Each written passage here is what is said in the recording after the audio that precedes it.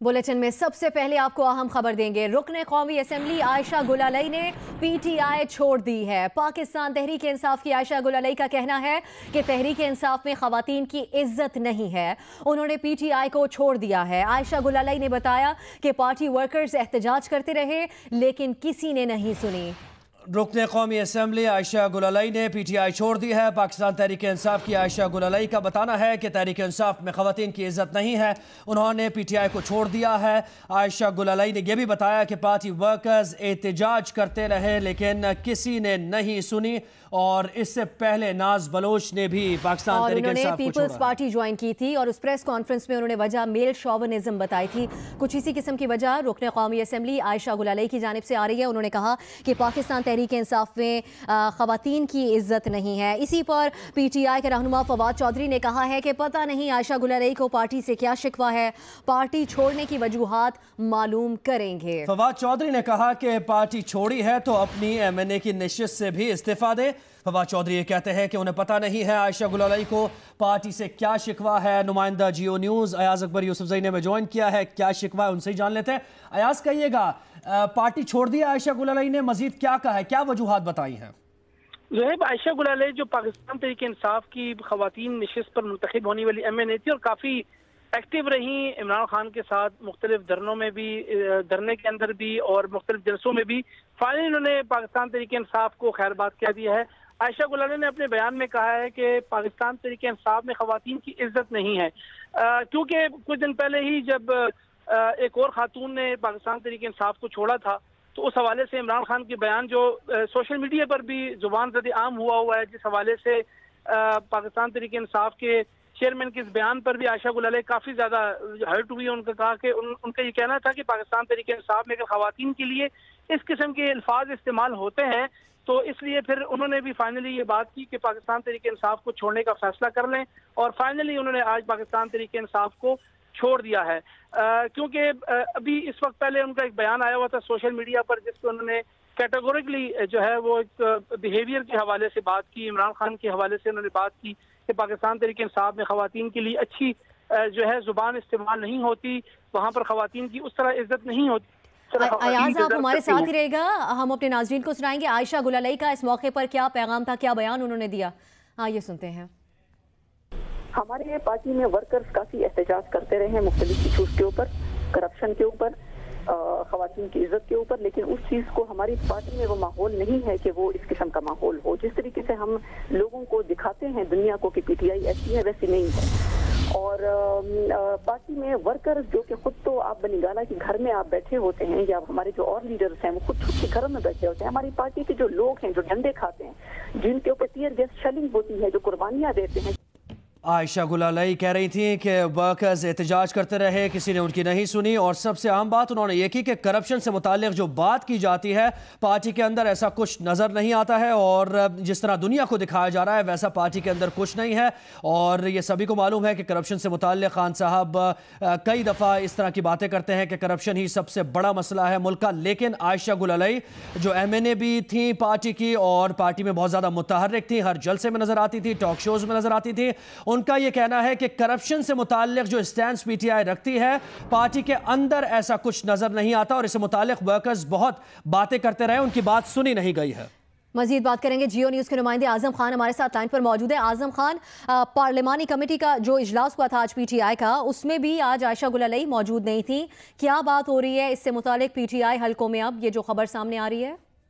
जी बिल्कुल, जिस तरह ये इजलास थोड़ी देर पहले ख़त्म हुआ, ये शाह महमूद कुरैशी इस इजलास की सदारत कर रहे थे। उनको ये ब्रीफ किया गया कि आयशा गुलालई का इस वक्त नंबर भी बंद है और जो कुछ लोगों से बात हुई है तो उनसे यही मालूम हुआ कि उनकी नाराजगी चल रही थी और उन्होंने इससे जो मरकजी क़यादत थी उसको आगाह भी किया था। लेकिन पार्टी छोड़ने का जो फैसला है वो उनका बिल्कुल ताज़ा फैसला है। इस पर शाह महमूद कुरैशी ने यह कहा कि अगर वो आज नहीं आती तो सूरत हाल वाज़ेह हो जाएगी। उससे पहले कोई ऐसी बयान या ऐसी स्टेटमेंट ना दी जाए जिससे अगर कोई आने की उनकी कोई चांसेस हैं भी तो वो भी मादूम हो जाएं। तो इस लिहाज से यह अहम बात है कि अभी तक आयशा गुलालई पार्लियामेंट में नहीं आई है और न ही उन्होंने पार्लिमानी कमेटी का इजलास अटेंड किया है। इस सूरत हाल में जो पार्लिमानी कमेटी का इजलास हो रहा था उन्होंने इमरान खान से ये दरख्वास्त की कि वो जरूर आए ताकि हाउस इन ऑर्डर रहे, लोग सारे यहाँ पर मौजूद हों, जितनी पार्टी की आदत है शराजा ना बिखरे। तो बेहतर यही है कि इमरान खान पार्लियामेंट का रुख करें, यहाँ पे वोटिंग का हिस्सा लें, जो भी सूरत हाल है पार्लियामेंट के अंदर सामना करें, जिसपे इमरान खान ने अपना पहले वाला फैसला तब्दील करने का उनको फैसला दिया और कहा कि वो आएंगे और वोट करेंगे। ठीक है, अच्छा, अब आयशा गुल अलई से मुतालिक ये भी बताएगा, क्योंकि रुकन कौमी असम्बली है PTI की और इंतहाई एक्टिव कारकुन रहनुमा रही हैं आयशा गुल अलई हमेशा से PTI में, जो अपने तहफ़्फ़ुज़ात का इजहार, आज़म खान आपके पास क्या खबर है, PTI क़यादत के सामने इससे कबल अपने तहफ़्फ़ुज़ात का इजहार कर चुकी हैं आयशा गुल अलई?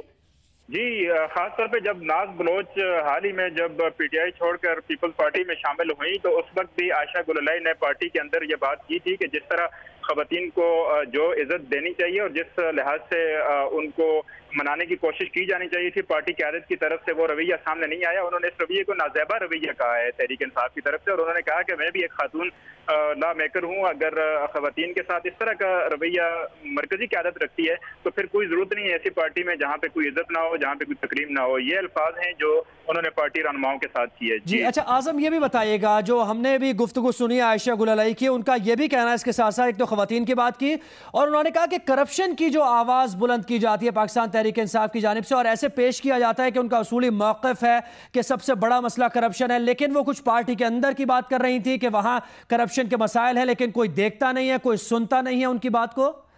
जी बिल्कुल, उनका जो मौक़िफ़ था वो खासतौर पर खैबर पख्तूनख्वा के अंदर की जो सूरत हाल है और जो वज़ीर आला खैबर पख्तूनख्वा है उसके हवाले से भी पार्टी क़यादत के साथ उन्होंने अपने खदशात का इजहार किया है।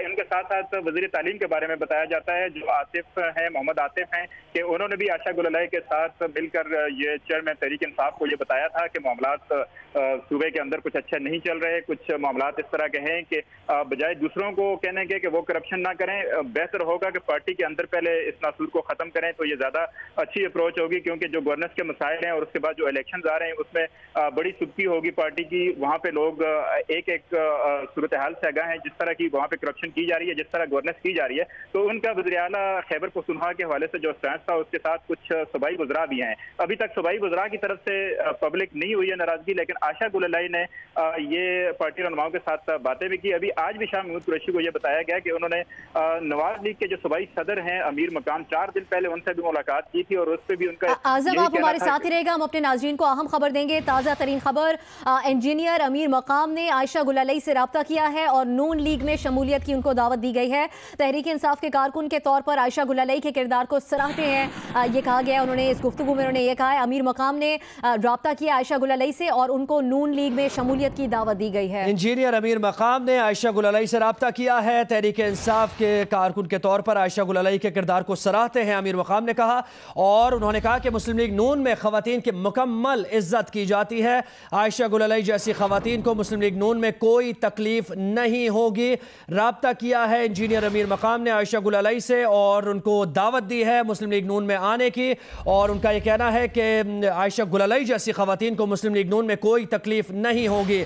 इससे पहले आज़म खान हमें अपडेट कर रहे थे कि आयशा गुल अलई ने इससे पहले भी आवाज़ उठाई है पार्टी के अंदर जो करप्शन हो रही है, खवातीन से मुताल्लिक जो जिस तरीके का रवैया रखा जाता है उस पर एहतजाज भी किया गया, लेकिन कोई सुनवाई नहीं हुई। KPK में जिस तरीके से हुकूमत चलाई जा रही है, वज़रा में भी उन्होंने कुछ आइडेंटिफाई किया कि कुछ वज़रा करप्शन में मुलव्वस हैं। इसके साथ साथ वज़ीर तालीम ने भी ये बात पार्टी की क़यादत तक पहुंचाई, लेकिन किसी ने उनकी कोई बात नहीं सुनी है, जिसके बाद उन्होंने ये फैसला किया। एक बार फिर से बात करेंगे जियो न्यूज़ के नुमाइंदे आज़म खान से। आज़म, तो असल मामलात आयशा गुल अलई के तभी ख़राब हुए PTI के साथ जब नाज बलोच ने पार्टी छोड़ी और उसके बाद पार्टी के कुछ रहनुमा और ख़ासकर पार्टी चेयरमैन का एक बयान गर्दिश करने लगा नाज बलोच से मुतालिक। उसके बाद ही इनके तहफ़्फ़ुज़ात सामने आए और इन्होंने ये इरादा किया कि पार्टी छोड़ देंगी। जी, आयशा गुल अलई आखिर तक यानी आज दिन तक पार्टी में एक्टिव भी रही, अपनी आवाज़ बुलंद करती रही। उनका ये मौक़िफ़ था और उनके साथ कुछ तहरीक इंसाफ के लोग हैं जिनका ये ख्याल था कि शायद वो पार्टी के अंदर रहकर जो अपना इख्तिलाफ राय है उसके साथ कुछ इस्लाह की कोशिश करेंगे और इमरान वो जो चेयरमैन है तहरीक इंसाफ के और तब्दीली की बात करते हैं और मेरिट की बात करते हैं, उनको हम कन्विंस करेंगे, राजी करेंगे। लेकिन आशा गुललाई ने जो अब रास्ता जुदा करने का फैसला किया है, तो इसमें पार्टी रहनुमाओं का भी ये कहना है, जो अभी नाराज पार्टी रहनुमा है, कि शायद अगर सूरत हाल अबतर होती है और बेहतरी की तरफ नहीं जाती तो कुछ और लोग भी। अच्छा, और नून लीग की जानिब से जो ऑफर की गई है आजम, उसके ऊपर क्या सोच रही है आशा गुललाई को? खबर है आपके पास इससे मुतालिक? जी, ये कहा जा रहा है कि 4 दिन पहले आशा गुललाई अमीर मकाम के साथ उनकी मुलाकात भी हुई थी। उन्होंने आजम हमारे साथ ही रहिए, आपको ये अपडेट करें कि आयशा गुललाई ने गुज़श्ता रोज इमरान खान से 3 घंटे मुलाकात की है।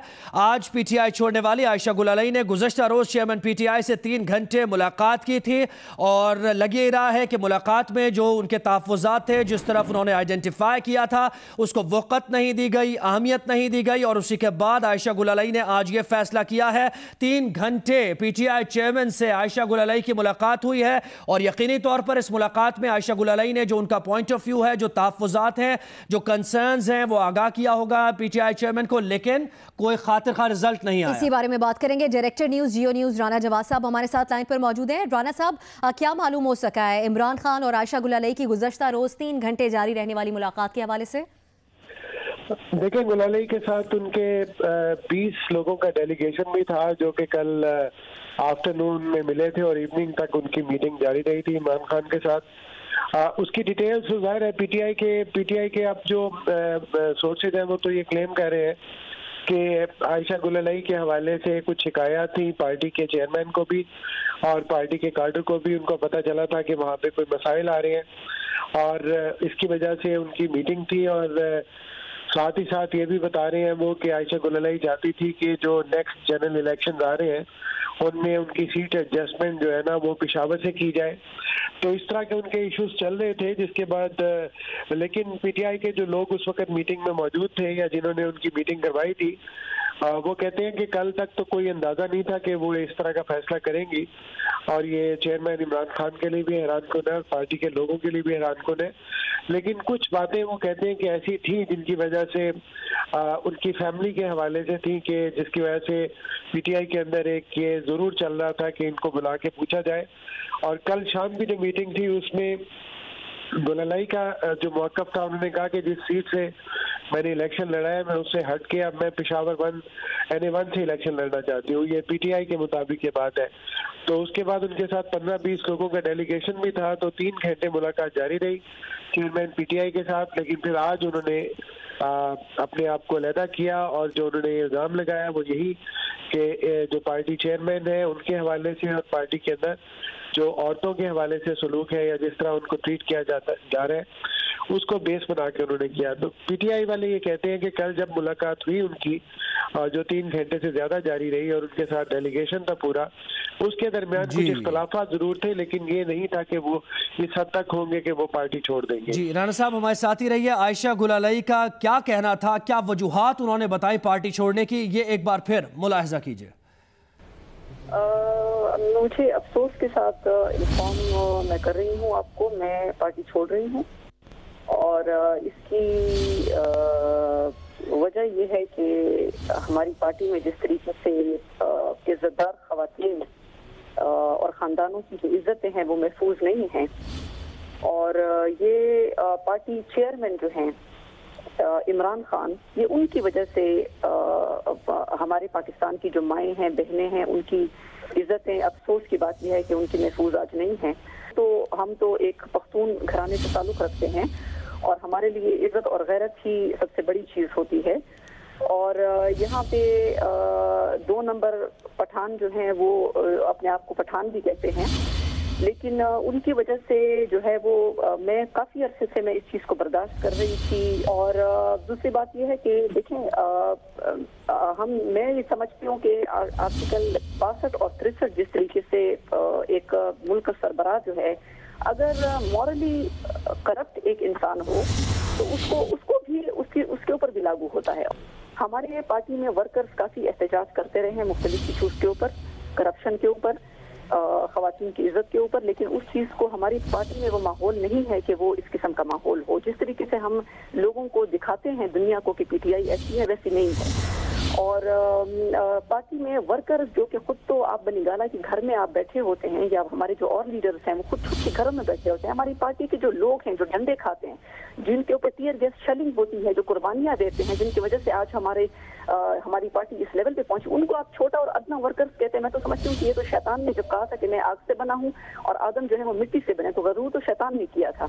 तो मुझे इन चीजों पे अफसोस है। और बाकी जो रीजन है इंशाल्लाह मैं MNAs भी बहुत नाराज हैं इस पार्टी से। MNAs को भी जिस तरीके से उनको ट्रीट किया जाता है, जिस तरह उनको इंसल्ट किया जाता है, मैं काफी अरसे से इस चीज को मैं बर्दाश्त करती रही हूँ और इस चीज को मैं समझती हूँ कि बहुत सारी खवातीन जो हैं उनको भी इस पार्टी में बर्दाश्त करना पड़ रहा है। और मैं सिर्फ एक बात कहूंगी कि हम गैरतमंद लोग हैं और हम पख्तून लोग हैं और किसी चीज के ऊपर हमें इस वक्त लोग पार्टी टिकट लेने के लिए पार्टी में आ रहे हैं और मैं पार्टी छोड़ रही हूँ कि वो पार्टी के चेयरमैन की जो काम है, जो हरकतें हैं उसकी, वो ये कोई इंग्लैंड नहीं है, ये पाकिस्तान है। और मगरबी कल्चर यहाँ पे लाने की कोशिश अगर की जा रही है, दूसरों को इस्लाम का लेक्चर देने से आप जो है आपका जो प्रैक्टिकल आपका वो है वो नहीं होता। मैं असेंबली की नशिस्त इसलिए नहीं छोड़ूंगी कि असेंबली की नशिस्त अवाम की अमानत है और मैं पाकिस्तानी अवाम के इशूज के ऊपर मैंने हमेशा पाकिस्तान के लिए मैंने पॉलिटिक्स की है। मैंने इस वक्त तक जितना भी मैं PTI से मैं नाराज अगर रही भी थी तो मैंने अवामी इशू के ऊपर उनका साथ मैंने दिया है। और PTI के जो वर्कर्स हैं वो सब मेरे साथ हैं, PTI के MNAs मेरे साथ हैं। बहुत ही ढके छुपे अल्फाज में तशवीशनाक बातें कर रही थी Ayesha Gulalai. Director news U news Rana Jawad साहब हमारे साथी हैं। राना साहब, ये जिस तरह की बातें हो रही हैं उछाला जाना मुनासिब नहीं है, लेकिन फिर भी उन्होंने कहा कि इज्जतें महफूज नहीं हैं और इसकी डायरेक्ट जिम्मेदारी खान साहब पर डाल दी। एक सवाल ये पैदा होता है कि एक हफ्ते पहले तक तो बहुत ज़्यादा वो सपोर्ट कर रही थी PTI को, सब कुछ अच्छा हो रहा था, लेकिन एक हफ्ते के अंदर अंदर कुछ ऐसा हुआ कि शैतान तक उन्होंने कह दिया और कहा कि बिल्कुल काबिल बर्दाश्त नहीं है जो कुछ हो रहा है। संगीन बातें हैं और मेरा नहीं ख्याल कि कोई औरत कोई खातून और वो इस तरह रिस्पेक्टेबल जो MNA है, अगर वो इस लेवल पे ये बात कह रही हैं तो जरूर उनके पास कुछ ना कुछ नॉलेज है कि पार्टी के अंदर क्या हो रहा है, पार्टी की लीडरशिप के इर्द गिर्द लोग कौन से आए हैं। देखें, काफी ज्यादा PTI के अंदर रिजेंटमेंट जो है ना वो पाई जाती थी। आपने देखा कि बहुत सारे नए चेहरे PTI में आए, जैसे जैसे इमरान खान साहब अपने आप को पॉलिटिकली आगे लेके जा रहे हैं, मजबूत कर रहे हैं, उनके चांसेस बढ़ रहे हैं, तो वैसे वैसे उनके इर्द गिर्द जो लोग आ रहे हैं वो काफी डिस्कार्टेड भी हैं। उनके कैरेक्टर के हवाले से भी बहुत कुछ मीडिया में कहा जा चुका है, उन्होंने केसेस भी फेस किए हुए हैं। तो ये वो लोग थे जो कि इमरान खान के साथ थे जब 2013 के इलेक्शन हुए तो इन्होंने सीटें जीती थी और एक बड़ा एक जज्बा लेके आए थे, एक बहुत जबरदस्त। ये तो आपको याद होगा कि ये इमरान खान को इतना डिफेंड करती थी शुरू में, PTI का फेस थी ये, लेकिन अब तो PTI का फेस का दूसरे लोग हैं, बाबर अमान साहब है, फवाद चौधरी साहब है, नजर गोंदल साहब है, फिर दोस्त आशिक अमान है। लेकिन अगर आप शुरू में देखें तो ये फेस होती थी और बहुत सारे चैनल्स पे आती थी, बड़ा स्ट्रांगली डिफेंड करती थी। लेकिन ये बात भी सही है कि अगर ये इल्जाम लगा रही है तो इनके पास बहुत कोई डेफिनेटली ऐसी बातें हैं जिसको ये प्रूव भी कर सकती है और जिसको आगे ले जाके ये इस पे अपनी पूरी कैंपेन भी चला सकती है। और एक पार्टी की लीडरशिप को इन्होंने इम्प्लीकेट किया, डायरेक्टली इमरान खान को इम्प्लीकेट किया कि वो औरतों की इज्जत नहीं करते, उनके इर्द गिर्द जो लोग हैं वो इस तरह के हैं। ये इंतहाई संगीन और सीरियस बात है, इंतहाई संगीन और सीरियस बात है। राना साहब, ये इस पर भी तबसरा कीजिएगा। अब से कुछ दिन पहले तक इनफैक्ट अभी भी नवाज शरीफ की नाअहली को सेलिब्रेट किया जा रहा है, इसको विक्ट्री माना जा रहा है PTI की जानिब से। इस सब में मेल शोविनिज्म के नाम पर या खवातीन की इज्जत ना होने का कहकर ये दूसरी अहम पार्टी रहनुमाएं जिन्होंने पार्टी छोड़ी है, ये कैसा है PTI के लिए? क्योंकि खवातीन बहुत सारी सपोर्टर्स हैं PTI की। बिल्कुल, PTI के लिए बहुत बड़ा धचका नवाज बलोच का भी था और एक सिटिंग MNA का जो कि बड़े अच्छे मार्जिन से जीत के आई थी, जो कि PTI का फेस थी, जो कि पढ़ी लिखी थी, जो बहुत पढ़ी लिखी है, जो कि बहुत डिफेंड करती थी। उनका इस तरह की बात करके अपनी पार्टी को छोड़ना बहुत ज्यादा एक परेशान कुन होना चाहिए। और आप ये देखें कि इमरान खान साहब का जो यौम तशक्कुर था इस्लामाबाद में, अगर आप उसमें हाज़रीन की तादाद देखें तो उस दिन जो